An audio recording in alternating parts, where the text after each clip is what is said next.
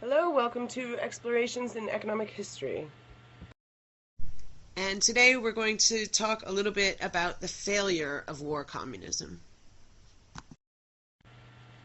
Bolshevik leaders were savvy politicians, and they understood that after coming to power, they could win the hearts and minds of the people by distributing resources at little to no charge to win the support of the masses. So, in the winter of 1919-1920, the Soviet department Komprod provided services such as utilities and housing for little or no cost to about 38 million people, even though they knew that this would be an unsustainable policy. It was made possible by, first of all, appropriating agricultural surpluses from especially the wealthy peasants, paying with worthless currency or none at all, and the fact that buildings and many of the other resources were readily available from the previous government. And in this time, the government only built or repaired just a few thousand buildings during the whole period. So, I mean, this was good for the people, and it definitely won them some support, but it wasn't actually a long-term policy that they could keep going. Of course, the Bolshevik government took credit for these kinds of policies and gave the credit to their socialist plans. For example, in 1919, the Executive Committee of the Communist International told the world, everything which the industries produce goes now not to enrich a small parasitical section of the community, but the whole community. In each town and district, there are local councils of public economy linked up to the supreme body. The system of public management does away with a whole host of middlemen who in capitalist countries make huge profits at the expense of the consumers. So to the world, everything was going great. They were making great claims to success of communism. But 3 months into power, January 1918, there's this horrific quote that this was in the meeting of the Presidium of Petrograd Soviet with delegates from the food supply organizations. So there were terrible food supply problems, which were, yes, partly to do with having just been in a world war and having just undergone a tumultuous revolution. But the policies that the Bolsheviks put into place as soon as they came into power prevented markets from being able to supply food. And then Lenin says that it is there's the facts of abuse are glaring, the speculation monstrous. Of course, what was speculation? I mean, for the most part, it just was. It meant anything to do with markets, anything to do with having private ownership over supplies.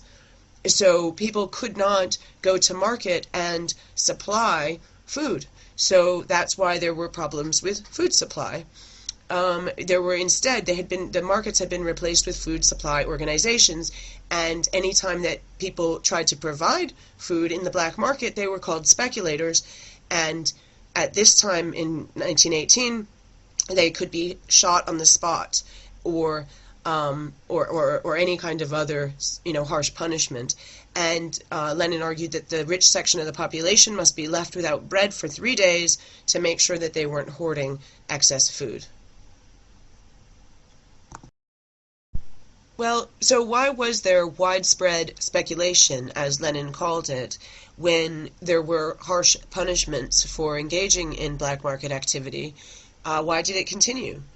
If Lenin's reports of great success were true, why would people still engage in such dangerous activity? Well, there were practical reasons. The state stores, which they were putting into place, which were supposed to offer wonderful, as we'll see, wonderful rational distribution and so forth, depended on, of course, their centralized distribution plan, and they faced chronic shortage. But the private market was able to fill in where the state stores failed. So as they nationalized more and more of retail, black markets popped up to replace what they were unable to provide, what was coming up in shortage, and or poor quality, maybe things decaying, because the supply chain was very slow. So the black markets popped up to replace what the state couldn't do. So what were the Soviet leaders trying to do? Well, they believed, Lenin and the Bolshevik leaders believed that the capitalist markets offered only shoddy goods at exorbitant prices, and essentially they wanted to offer a much fairer and also more efficient system. So socialist distribution would offer a centralized system of state retailing supported by rural retail cooperatives. This is what they promised. They said that this rational distribution system would be more efficient and would make use of economies of scale and scope, and would allow the government to ensure equal availability and affordability of consumer goods. So this was what they promised, and this is what they were intending to create.